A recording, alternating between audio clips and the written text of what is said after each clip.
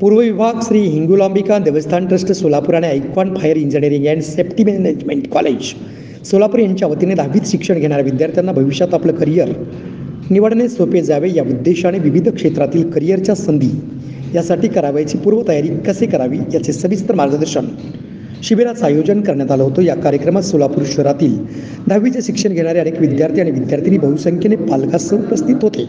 प्रारंभी श्री हिंगलाज मातेच्या प्रतिमेचं पूजन व दीप प्रज्वलन भाजप शहराध्यक्ष नरेंद्र काळे, माधव वळसे कार्यकारी अधिकारी, China plant head Precision Camshafts Solapur Yogini Garjan, career मार्गदर्शक देवस्थान ट्रस्टचे अध्यक्ष विजय महेंद्रकर, आयकॉन कॉलेजचे प्राचार्य सत्यम दुधनकर यांच्या शुभहस्ते करण्यात आले।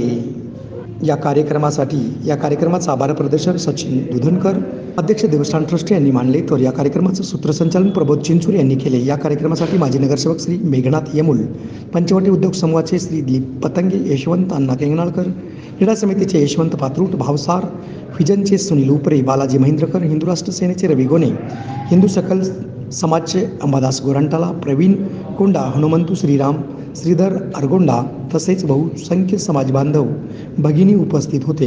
हा कार्यक्रम यशस्वी करण्यासाठी रविराज मुसळे, सचिन दुधनकर, इरफान कारगीर, आनंद मुसळे, निखिल नारायणकर, सदानंद खरात यांनी परिश्रम घेतले।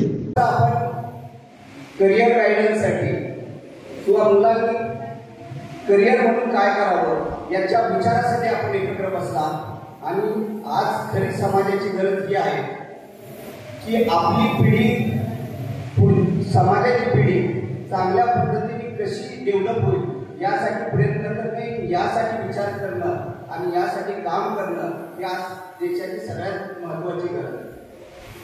कारण आज जाती भांडणं लागली, आरक्षणाचे विषय असतील किंवा वेगवेगळे विषय असतील, पण या सगळ्याला उत्तर काय असेल तर आपली पिढी चांगली शिकली आणि चांगली डेव्हलप झाली तर हे विषय कधीच येत नाही। कारण आज आपण बघितलं की आयटीकडे जाणाऱ्या मुलांची ओढ का असते किंवा आपला पाल्य आयटी क्षेत्रात जावं असं का वाटतं, तर तिथं एक सेफ लाईफ आहे, या सगळ्यांच्यापासून माणूस दूर जातो। म्हणून प्रत्येकाला वाटतं की आपल्या मुलाला ते सगळे सुख मिळावे।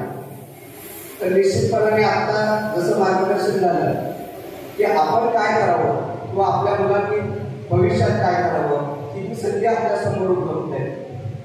मुलांना मी तुम्हाला सांगतो की संधी सगळ्या उपलब्ध आहेत, पण तुम्ही प्रामाणिकपणे काम करण्याशिवाय तुम्हाला पर्याय नाही। मी स्वतः इंजिनिअरिंग केलंय, पण मी राजकीय क्षेत्रात आलो कारण मला त्या क्षेत्राची आवड होती म्हणून मी त्या क्षेत्रात आलो। पण त्या क्षेत्रात येत असताना आमच्या मित्रांनी सांगितलं की फार थोड्या काळात हे सगळं येतात। काल थोडा का जास्त हा विषय नाही, पण तुम्हाला काम करणं, कष्ट करणं हे कुठे चुकलं नाही। कुठल्याही क्षेत्रात जेव्हा तुम्हाला काम आणि कष्ट करावं लागणार आहे तरच तुम्हाला तुमची प्रगती होणार। सगळ्यात महत्त्वाची वेगवेगळ्या संधी तुम्हाला उपलब्ध होणार आहेत, पण तुम्ही प्रामाणिकपणे जे काही ठरवणार आहे ते केलं तरच त्या